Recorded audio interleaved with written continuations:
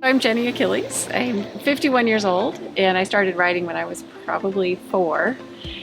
Grew up in Oregon, and I was very scrappy and rode the ponies and got beat up a lot, and never wanted to quit until I went to college, and then I stopped for almost 20 years, and I thought I was done, and then there was a free horse, so that got me back into it, and that was about 10 years ago. So I've been competing for the last 10 years. Her smile the first time, she's like, I won? I don't do that. I can win. I can ride. You can. Seek the positive. Find the humor. Understand the process. I met Gilly. I moved to Santa Fe about 8 years ago, and I took another year off of riding because I adopted a little girl, and then started just getting the bug again and looking around, and I really liked her website. There was 2 options in town, and one was serious eventing. I was like, I don't want that. And hers said simply 3-day. I'm like, that's what I want. And then I met her, but she just seems great.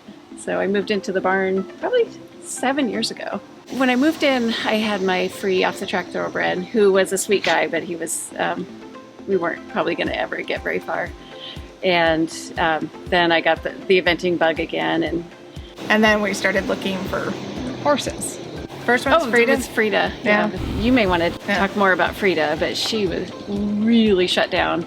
And dangerous. She reared, and she'd been pushed too hard. And she was a bad reflection of negative reinforcement and traditional training. Like, it was just done very poorly. And she failed out of pressure in early school to the point that she reared, shut down, got big.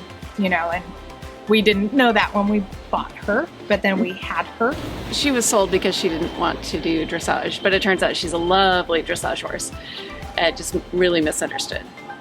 I think with Frida, it was kind of my first opportunity to really break a horse down and start it from the beginning, to be like, okay, we have to go back to the beginning with this horse. And I was on vacation, and Jenny had taken a lesson with a local hunter jumper trainer, and just called me in tears. On my vacation, she was so upset to be like, I don't know what to do. I'm not a bad rider. This isn't working. I can't do anything right. And I said, well, give me a chance. Let's see what this positive reinforcement can do for this girl. Let's give it 3 months. And if not, then we need to figure out what we're going to do with her. And, we went back to the very basics of just programming the clicker, the click and feed, and starting with just moving forward off of verbal aid. No, because any pressure aid, she was like, just absolutely not going to happen. Rearing, just absolutely shut down. And within a year, she had her bronze medal on her, which is in dressage. It's training or first, second, third level scores in 1 year for someone who had just started dressaging. She was an eventer, a scrappy little eventer. And now she has a 15-year-old kid that half leases her and did her first horse show on her this summer. I mean, she was sold because she hated dressage. And this kid just got 60s in her first horse show with her. So, really proud. Frida doing third level in the double bridle, trotting down center line, doesn't look anything different than the well-trained traditional adult amateur horse that trotted down before her or after her. Mm-hmm. It's just, we know her story. It was phenomenal, because I'd never heard of clicking before with horses. I mean, I grew up just tearing around the farm and kind of making the ponies do what I wanted them to do, and you could not do that with Frida.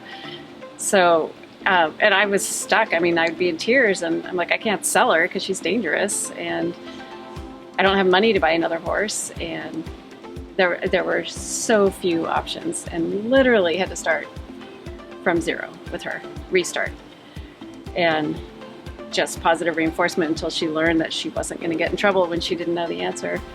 And now we can. She goes into double bridle. We wear spurs. I mean, we were riding the equipment required at the level.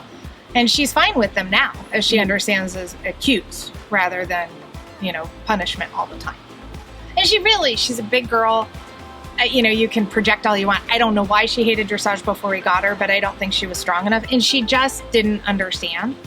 And it just got said louder and louder to the point that she would just shut down and go, I don't understand. And you're not telling me any different. You're just increasing the volume. Yeah. So Frida really taught me how important the creativity was. And I think that's something with positive reinforcement really facilitates you being creative in the training, that there's 100 ways to get there. where I think traditional training is more linear and just kick harder, more leg, what does that mean? Where with positive reinforcement, and especially with the behavioral aspect, is it doesn't matter if you say more leg, what did the horse understand? What did that mean? What did the student understand? Just because I say it louder doesn't mean she understood it better. So that's Frida's story. We love her.